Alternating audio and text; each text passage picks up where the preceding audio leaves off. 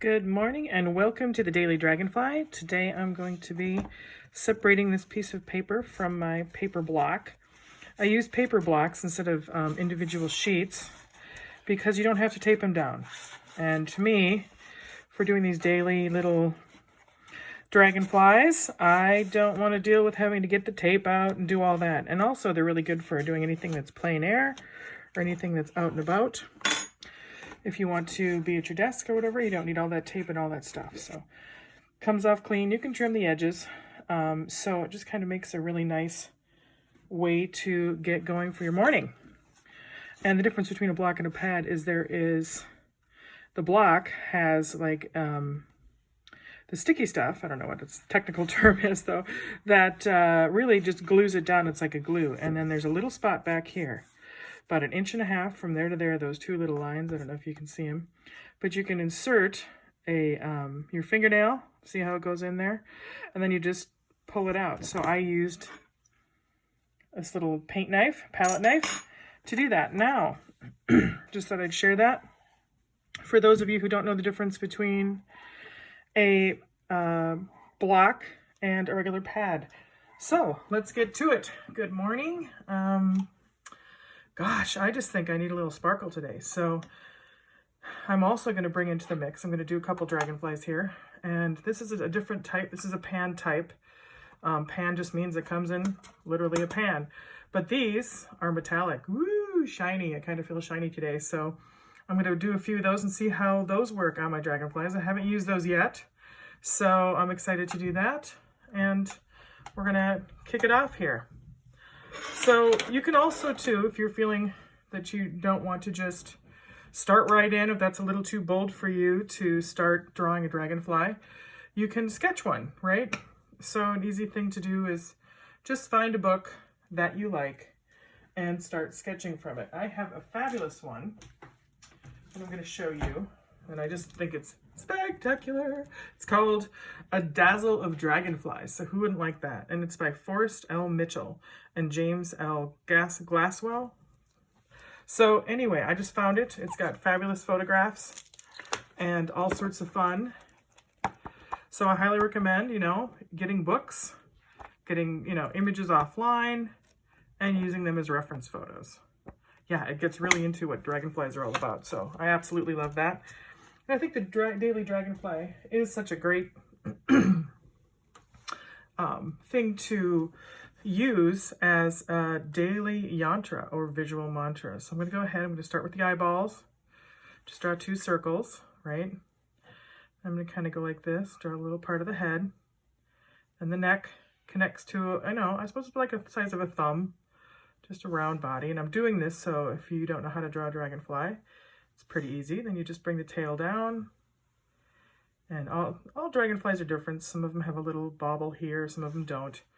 We're just going to keep it simple. Now, on dragonflies, the wings tend to be at the top portion up here. So there's 4 wings, and they can move independently, which makes them incredibly limber and incredibly agile, right? So they can pivot and do whatever they want. So I'm just going to go ahead and do a swooping motion there. They usually have like a slight break.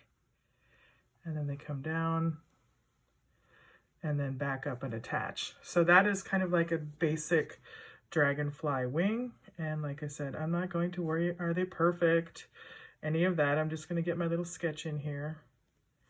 And I'm a lefty, as you can see. So they're going on this side. It's a little more difficult for me. So we're going to then go right beneath it and bring one down like this. These tend to be larger. And they usually go farther down the body. So I'm going to make that a little longer. See, you don't have to worry about anything. Just give it a shot, all right? Just get out there, draw some, basically, if you want to think about it as just an elongated triangle. If you just want to start like that, that's easy. And then you can, erase if you don't like it. I'm going to find my eraser here. If I can, it's here somewhere. Let's see, I've got my little... Got this little thing where I keep all my brushes. Oh, and another good tip is when you're drying your brushes and stuff, make sure you dry them so they're standing up so you don't bend your bristles, because you want control over where your bristles put the paint. All right, so we're just going to do that. I didn't like that. Now, if I was doing this with watercolor, you know, I just let it go, but it just depends upon how you want to do it. All right, so we're just going to go ahead and go like that. All right, so there's my basic dragonfly. I have a couple little legs that come up here, right? When you're doing an over top visual of a dragonfly, you don't see all the legs down below, so you don't have to worry about it. So that's my quick little sketch.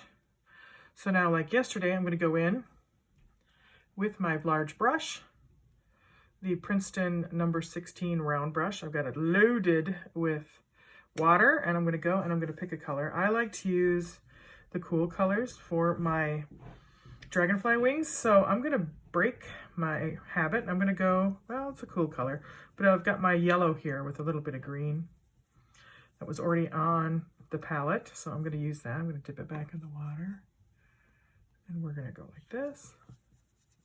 Okay, now it's a nice watery color. All right, I like that. That's quite pretty. And then I'm just going to swoosh it and pull up, covering the wing with that pretty yellowish color.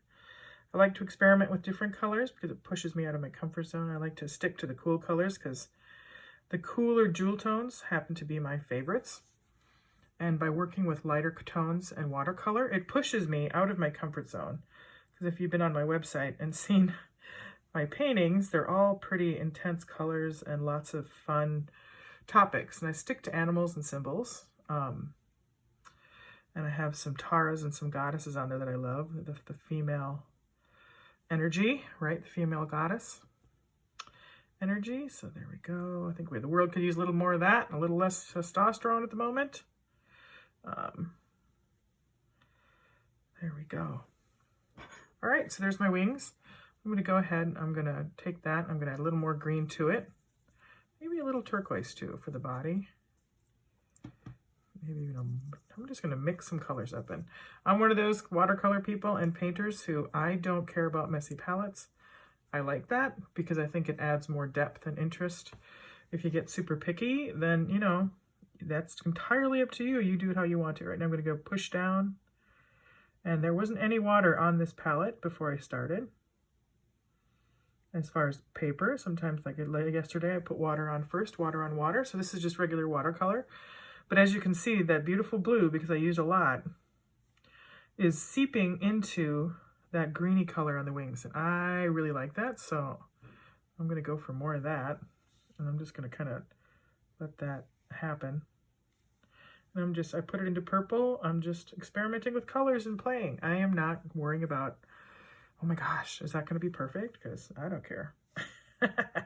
This is why we do it every morning, right? To get us into flow and just have some fun. Learn. And while you do this, just 10 minutes a day, you're learning about how to control your brush, what colors you like, what color combinations you like, and what you don't like. And to me, it's all about practice. Practice makes progress. That's my mantra. It does not make perfection. You never want to be perfect, right? Nature's not perfect. No one's perfect. Perfection is a myth.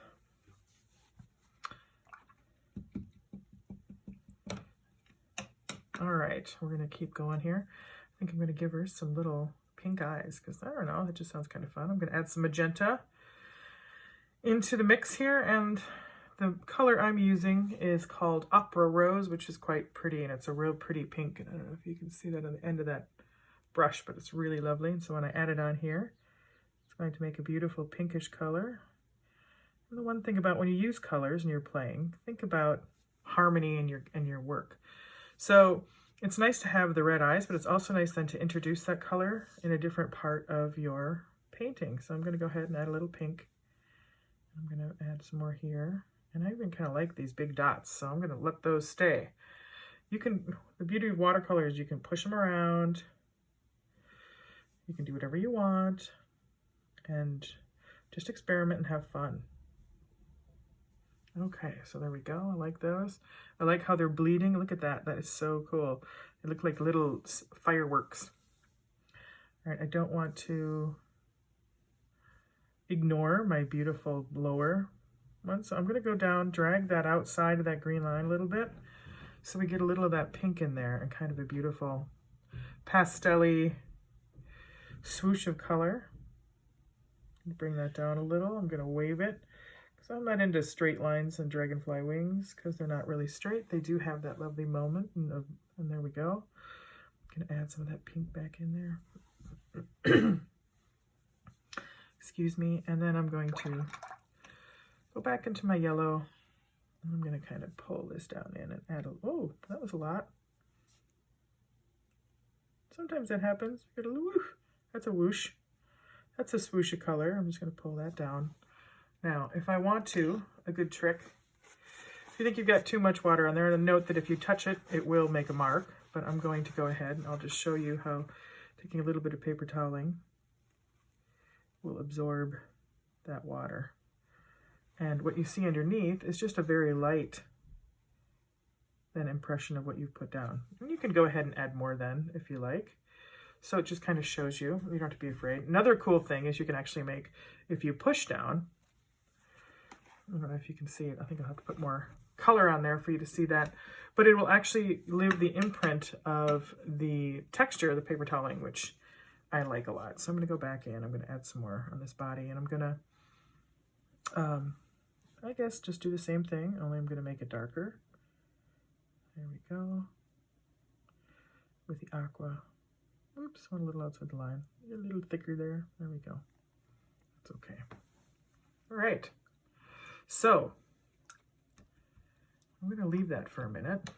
And I'm going to start playing in some of these because I want to see what this does. So, okay, well, of course, you know me, I'm going right for the aqua. And this stuff. These work great. This brand, it's that Fine Tech pearlescent colors.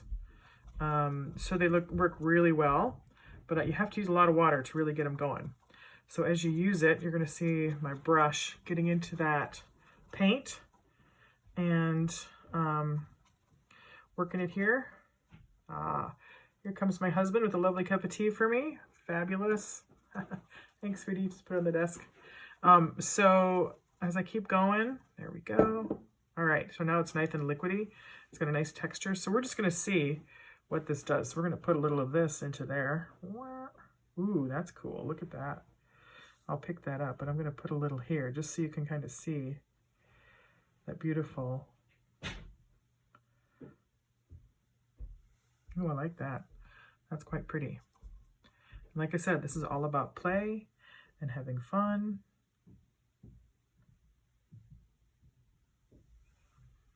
I'm going to lift that up. I'm just going to kind of show you that sheen. Okay, so I don't know if you can see it in the body, but you can definitely see it. And it'll dry shiny. It has a really nice amount of pearlescence in it. So say, what I think will be cool is there's this white. So once I'm done, and this gets kind of transparenty, there's no water in that, I'm going to let this dry and I'm going to put some white over that, which will be like an opalescent shine to the wings, and see how I dig that. Okay, so we're going to go in here. I got a little carried away again. That's all right. That's what we're here for. Have some fun. Take a little of that off. There we go.